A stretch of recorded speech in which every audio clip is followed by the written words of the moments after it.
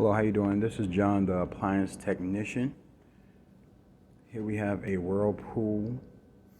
It's a smaller size refrigerator. It is 28 by 61 and a half.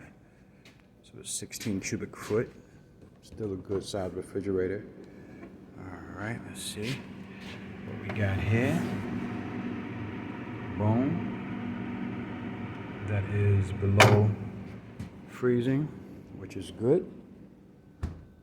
All right, you have the bottom. All right,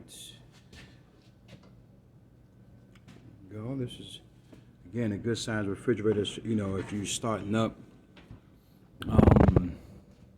first apartment, garage refrigerator, office refrigerator, single person, two person household, emergency refrigerator, any need you need.